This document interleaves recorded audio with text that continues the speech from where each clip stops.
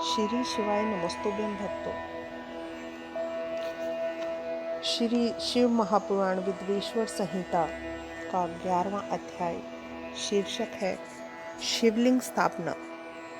ऋषियों ने पूछा, हे सूत जी, कैसे लिंग की स्थापना करनी चाहिए? उसके क्या लक्षण हैं? जिस देश अथवा काल में तथा जिस प्रकार उसका अर्चन योग्य है, कृपया करके हमें बतलाएं। श्री सूत जी बोले, हे ऋषियों, गंगा आदि पवित्र नदियों के तट पर जैसी इच्छा हो वैसे ही लिंग की प्रतिष्ठा करें, किंतु पूजन नित्य होता रहे।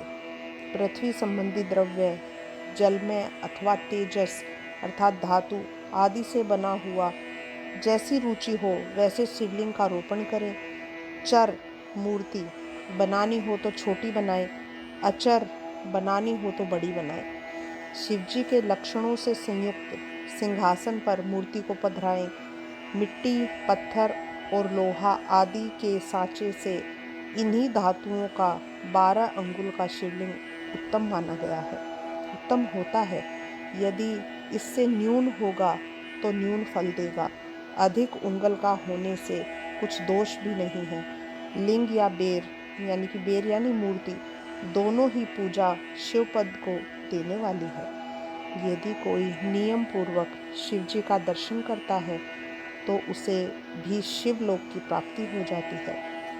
पिसी हुई मिट्टी में गोबर मिलाकर अथवा कनेर के फूल, अनेक प्रकार के फल, गुड़, मक्खन, भस्म, अन्न या जैसी इच्छा हो उससे लिंग बनाकर उसकी पूजा किया करें। कोई अंगूठे में ही शिवजी की पूजा कर लेते हैं। इस प्रकार स्थान का भी कोई भेद नहीं है, जहाँ चाहे लिंग की पूजन कर ले। इसका कुछ निषेध नहीं है। शिवजी सर्वत्र फलदायक है। जो श्रद्धा पूर्वक शिव भक्त को लिंग दान या लिंग मूल्य देता है उसे महान फल की प्राप्ति होती है। यानी कि शिवलिंग दान में देने से महान फल की प्राप्ति होती है। जो नित्य 10,000 प्रणव का जाप कर लेता है, प्रणव अर्थात ओम का जाप कर लेता है, अथवा प्रातः संध्या दोनों समय जो 1,000 जप करे तो उसे शिव पद की प्राप्ति हो जाती है। ब्राह्मणों को पंचाक्षर मंत्र यानी शिवाय नमः के जाप में प्रणव लगाना चाहिए, यानी कि ओम लगाना चाहिए, ओम नमः शिवाय। तथा फल प्राप्ति के लिए गुरु से दीक्षा पूर्वक मंत्र ले लेना योग्य है। गुरु ज्ञानी होना चाहिए और उसमें भी ब्राह्मण होना चाहिए।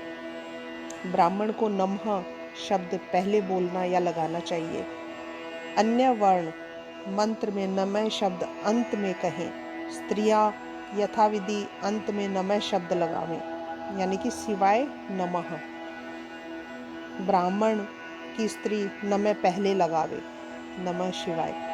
जो इस प्रकार 5 करोड़ मंत्र जपे सदा शिव के समान हो जाते हैं, ऐसा कहा गया है।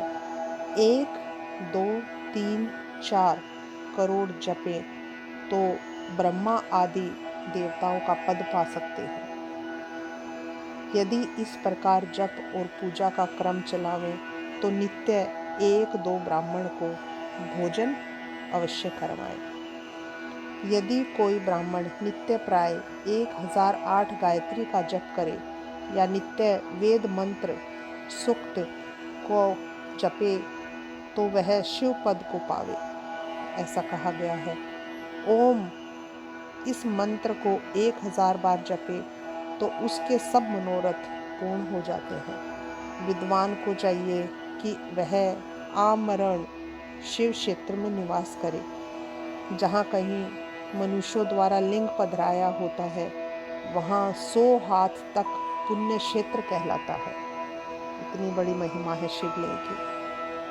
100 हाथ तक का क्षेत्र पुण्य क्षेत्र हो जाता है। वहाँ जो भी पुण्य कर्म किया जाता है उसका 100 गुना फल मिलता है। और जहाँ ऋषियों ने लिंग पधराया हो वहाँ 1000 हाथ तक लिंग स्वयं निकाले होते हैं। वहाँ पर 4000 हाथ की दूरी तक शिव क्षेत्र माना जाता है तथा उसका पुण्य भी वैसा ही उतना ही अधिक हो जाता है। ऐसे पुण्य क्षेत्र में कुआं, बावली, तालाब और तलाई आदि का होना आवश्यक है। उसे शिव गंगा कहते हैं। ऐसे स्थान में दान जप करना सर्वथा ही कल्याणप्रद होता है। दाह, दशा, मासिक, समिंडीकरण, वार्षिक पिंडदान यानी कि बरसी आदि शिव क्षेत्र में करने से सब पापों से मुक्ति करा देता है। मेरा भगवान शिव ऐसे दयालु हैं। शिव क्षेत्र में 7, 5, 3 या 1 रात अवश्य ही निवास करें। वर्णानुसार इसका भी उत्तम फल प्राप्त होता है। सकाम से तुरंत सिद्धि की ओर और निष्काम से शिव पद की प्राप्ति होती है। विशेषकर कलयुग में तो और भी सरल है। इतना सुनकर ऋषियों ने कहा, हे सूत जी, अब हमें ऐसे सभी पुण्य क्षेत्रों का वर्णन संक्षेप में सुनाइए। हे योगियों में श्रेष्ठ, इन क्षेत्रों का आगमन कैसे हुआ, यह भी हमें सुनाइए। सूत जी ने कहा, हे ऋषियों, क्षेत्रों का आगमन जैसे हुआ, यह सब श्रद्धा सहित सुनिए। इस प्रकार श्री शिव महापुराण विद्वेश्वर संहिता का 11वां अध्याय यहाँ समाप्त होता है। श्री शिवाय नमस्तुभ्यं।